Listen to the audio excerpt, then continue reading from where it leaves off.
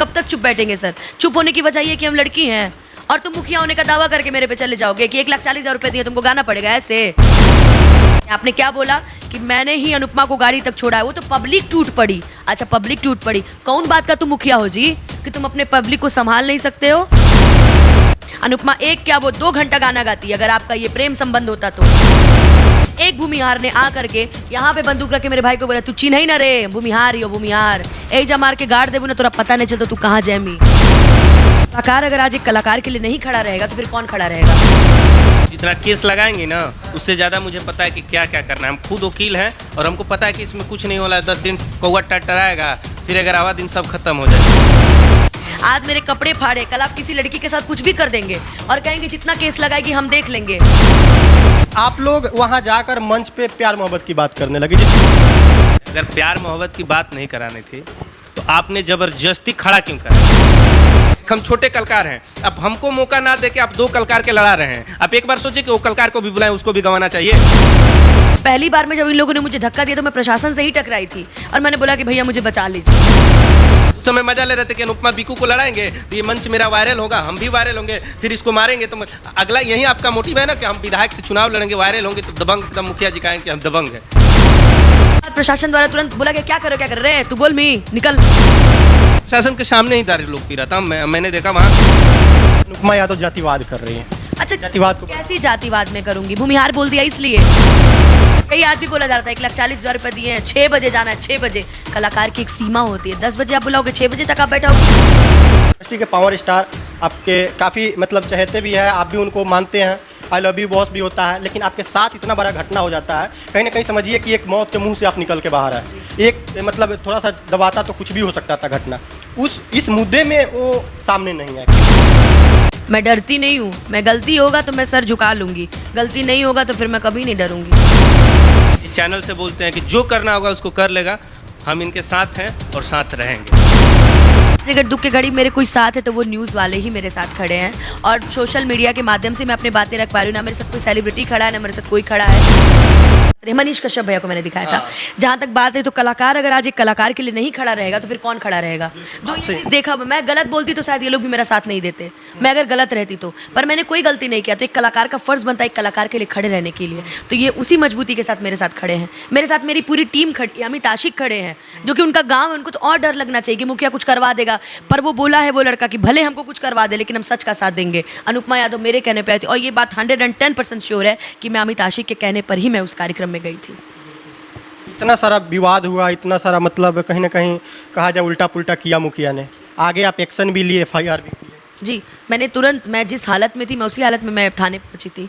मेरे कपड़े फटे हुए थे, मेरे पैर से अंगूठे से मेरे खून निकल रहा था, मेरा मेडिकल भी हुआ था और उसके बाद मैं उसी स्थिति में गई थी। वहाँ महिला थाने पे जो मेन थी वो आई, मेरे से मिली, क्योंकि भोर में 4 बज रहा था, 4, साढ़े 4, 5 बज रहा था।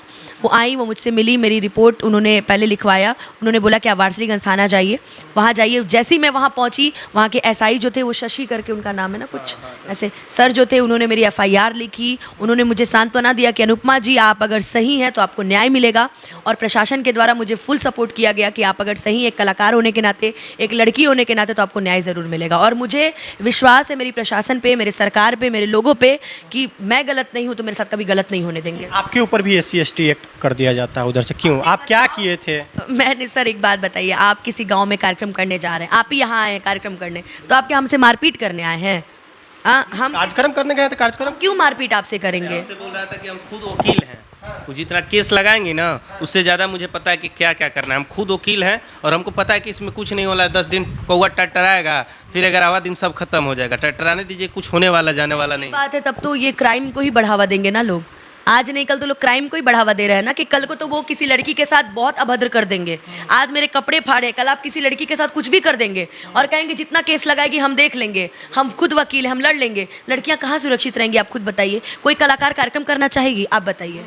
ऐसे कैसे जाएगा? आप चाहेंगे कि कभी इससे बाद में आप जाए? लड़कियां खुल के कभी बोलती नहीं है कि ऐसा ना हो मेरी इज्जत चली जाए, मुझे बेइज्जत किया जाए, मुझे ये किया जाए। मैंने शुरू से ही, मेरे माँ बाप ने मुझे सिखाया कि जहाँ गलत नहीं वहाँ झुकना नहीं, तो और मैं कभी नहीं झुकी। यहाँ मेरे साथ गलत हुआ, मैंने उसकी आवाज़ उठाई है और मैं कई लड़कियों को देखती हूँ, कोई आवाज़ ही नहीं उठाते हैं लोग कि फिर कोई हमको कार्यक्रम नहीं देगा, फिर कोई हमको बुलाएगा नहीं। मुझे इन सब चीज़ों की कोई डर नहीं है। मैं जानती हूँ मैं सही हूँ और मैं सही के साथ हूँ, मैं सच के साथ हूँ।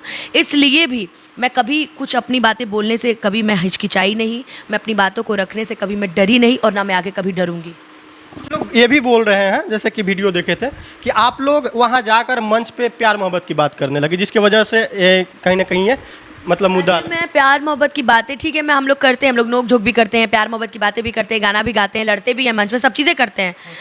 इसीलिए तो हम मना कर रहे थे ना कि हम डुएट नहीं गाएंगे। हम बताना चाहते हैं, अगर प्यार मोहब्बत की बात नहीं करानी थी तो आपने ज़बरदस्ती खड़ा क्यों कराया? साथ में खड़ा क्यों कराया? अब ये तो खड़ा नहीं हो रही थी, वहाँ पूरा वीडियो रिकॉर्ड है, तो आपने ज़बरदस्ती खड़ा क्यों कराया जब आपको यही गवाना नहीं था? मान लीजिए कि जब गीत संगीत होती है तो वहाँ पे तो ज़रूरी नहीं है ना कि हमारा रिलेशन है तभी हम किसी के साथ करेंगे। अब गीत संगीत है तो प्यार मोहब्बत का गीत हो ही सकता है। अब तो कुछ गंदा सा अश्लील गाएंगे तो अश्लील गा रहा है, अच्छा गा रहे हैं तो अच्छा गा रहे हैं, तो ये तो होना ही चाहिए ना, आदमी करता ही है, गाएगा ही। तो जब आप बोल रहे हैं कि प्यार मोहब्बत की बात है तो आप उस समय क्यों नहीं टोके कि नहीं आप लोग सिंगल सिंगल गाइए?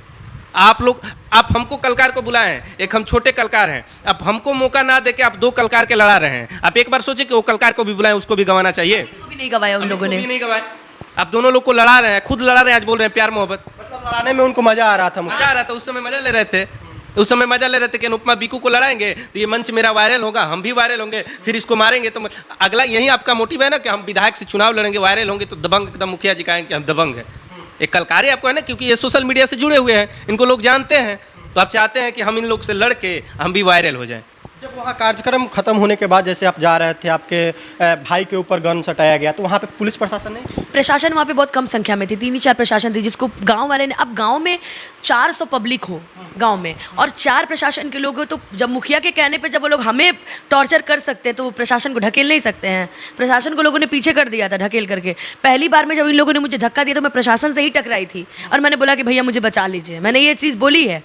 और उसके बाद प्रशासन द्वारा तुरंत बोला कि क्या कर रहे हैं, तू बोल मी निकल, इस तरीके से उन्होंने प्रशासन को बोला। प्रशासन जो था ना शायद उन्हीं का गाँव का था, 2 लड़का था, वो अमित जी भी जानते हैं, उनके गांव के पास कहीं था, तो सब वो लोग साथ ही पढ़ते, क्योंकि हम जब शुरू से गए थे तो बैठे थे सारा प्रशासन से, वो लोग भी सब लोग दारू पी रहा था साथ में, प्रशासन के सामने ही दारू लोग पी रहा था। मैंने देखा वहाँ कि प्रशासन बैठी हुई है, वो लोग गाँव के हमको बता रहे थे कि हमारा दोस्त है, से बचपन से हम लोग पढ़े लिखे हैं, ये आर्मी है, ये चल गया।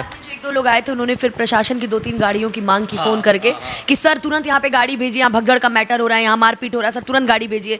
पर गाड़ियाँ आने में भी तो टाइम लगेगी ना। तब कुछ लोग ये भी कह रहे हैं कि अनुपमा यादव जातिवाद कर रही हैं।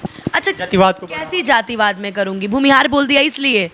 आप बताइए, आप अपनी बातें नहीं रखेंगे? उसने ऐसे भूमिहार मतलब गलती किया तो सब भूमिहार तो दोषी? पोस्ट उठा के देखी ना सर, मैंने किसी को बोला ही नहीं है। मैंने बोला कि मैं बहुत सारे भूमिहारों मैंने कार्यक्रम किया कि मुझे मान सम्मान प्रतिष्ठा मिलती है, लेकिन एक भूमिहार ने आ करके यहाँ पे बंदूक रख के मेरे भाई को बोला तू चिन्ह ही ना रे, भूमिहार यो भूमिहार, यही जा मार के गाड़ देबू ना तोरा पता नहीं चलता तू कहाँ जैमी, ठीक ना। तो मैं वो चीज़ मैं वो बातें मीडिया में नहीं रखूँगी कि उसने भूमिहार होने का मुझ पर दावा किया। भूमिहारों को मैं सबको गलत नहीं बोलूँगी, मेरे साथ खुद भूमिहार रहता है, मैं भूमिहार के साथ रहती हूँ, मेरा भाई है भूमिहार और मेरे मित्रों में भूमिहार हैं, मेरे जितने भी 90% कार्यक्रम मेरा भूमिहारों में होता है। मैं क्यों सबको गलत बोलूँ? उस एक आदमी की वजह से सारे भूमिहार समाज आज गलत सुन रहे हैं, तो सिर्फ उस आदमी की वजह से। और आज अगर उस आदमी के ऊपर केस नहीं किया गया ना, तो आप ये चीज़ लिख के रख लीजिए कि आज मेरे साथ ऐसा हुआ है, कल वो आदमी बहुत बड़ी घटना करेगा, क्योंकि उसने प्रशासन को सोचा कि बस ऐसे है, अरे 2 मिनट में, अरे हम लॉयर नहीं हो, हम खरीद ले, वो तुम सबको खरीद लिए हो जी, 1,40,000 रुपये तुम हमको दिए तो तुम हमको खरीद लिए हो।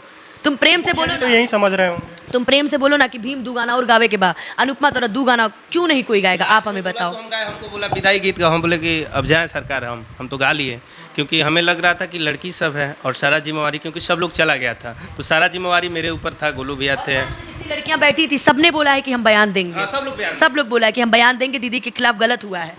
वो लड़कियां होकर के मेरे साथ हैं वो सब, लेकिन गई भी थी वहाँ पे मंच पे, क्योंकि 1-2 लड़की थी जी जो वो पिछला साल भी गई थी वहाँ पे मंच पे, तो वो पिछला साल करीब 6 बजे तक उन सबको डांस कराया गया था, रिकॉर्डिंग तक सुबह में। यही आज भी बोला जा रहा था 1,40,000 रुपये दिए हैं, 6 बजे जाना है, 6 बजे। कलाकार की एक सीमा होती है, 10 बजे आप बुलाओगे, 6 बजे तक आप बैठा हो किसी। मुखिया जी के बारे में एक और चीज़ बोल रहे थे कि वो दारू पी के बैठे।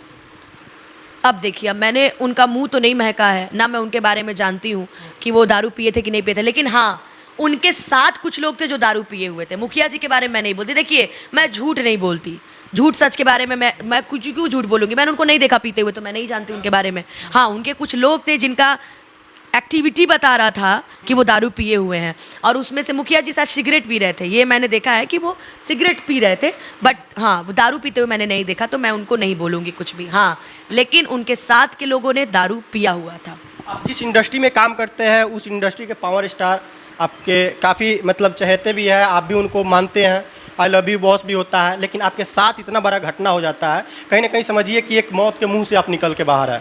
एक मतलब थोड़ा सा दबाता तो कुछ भी हो सकता था घटना, इस मुद्दे में वो सामने नहीं है, क्यों? ये सब मुझे नहीं पता कि वो क्यों नहीं आए सामने, या हो सकता हूँ मेरे से कोई गलती हुआ हो जिसके लिए वो मेरे से गुस्सा हो, मगर मैंने तो आज तक ऐसी कोई गलती नहीं की जिससे पवन जी को, मेरे बॉस को कोई दिक्कत हो, कोई दुख हो। लगता है कि वो सामने आते तो शायद से थोड़ा और ये बहुत हो सकता था, बहुत कुछ हो सकता था। अरे बीच में एक और ऐसा मामला हुआ था जिसमें पवन जी ने खुद मुझे बोला था कि तुम चिंता मत करो, तुम पटना वापस आओ। और मैं, वो क्या हुआ था ना कि हम लोग की कुछ गलतियाँ थी, और जहाँ मेरी गलती रहती, देखिए मैं वहाँ एक्सेप्ट करती हूँ अपनी गलतियों को, मेरी ही गलतियाँ थी। वहाँ पे कार्यक्रम में कुछ ऐसा हो गया था कि मेरी गाड़ी भी ख़राब हो गई थी उस दिन, तो मैं कार्यक्रम में थोड़ा सा मुझे लेट हो गया था, तो उस वजह से भी। लेकिन वहाँ के लोगों ने मुझे परेशान नहीं किया था, उन्होंने मुझे ऐसा कुछ नहीं बोला था। तो मैंने सर को बोला कि सर, मेरे से इतनी बड़ी गलती हो गई कि मैं, ऐसा हो गया मेरे से, मैंने कभी सोचा नहीं था। सर कहे तुम आराम से आ जाओ यहाँ पे। और वहाँ के कुछ लोगों ने भी मतलब कि मुझे उल्टा पुल्टा बोला था। वहाँ के जो बुलाए थे उन्होंने मुझे कुछ नहीं बोला था, उन्होंने मुझे पूरा व्यवहार के साथ उन्होंने मुझे गाड़ी में बोला कोई बात नहीं अनुपमा जी, कोई दिक्कत नहीं, मैंने पैसे वापस लौटा दिए थे उनको, मैं नहीं पहुँच पाई तो मुझे पैसे लेने का कोई हक नहीं है। इस मुद्दा में तो आना चाहिए उनको। बिल्कुल। अब लेकिन मैं आपको बता रही हूँ ना, उस मुद्दे में उन्होंने मुझे बोला कि अनुपमा जो है कि तुम पटना वापस आओ बाबू, हम तुम्हारे साथ खड़े हैं। पर इस मैटर पे वो क्यों नहीं आए मुझे नहीं पता, बल्कि दीपक भैया ने मुझे फ़ोन किया था, उनका सहयोग मिला, सुमन भैया का मिला, फिर उसके बाद जितने भी बड़े, राहुल भैया हैं मेरे, रवि भैया हैं, अभिमन्यु भैया हैं, सबका मुझे सपोर्ट मिला। सभी लोगों ने मुझे बोला है कि अनुपमा तुम गलत नहीं हो, तुम्हारे साथ कभी मैं जीवन में गलत नहीं होने दूंगा, और तुम मेरी बहन हो, और तुम्हें मैं बहुत मानता हूँ, और तुम्हें मैं गलत नहीं होने दूंगा, मेरे से जो हो पाएगा मैं करूँगा।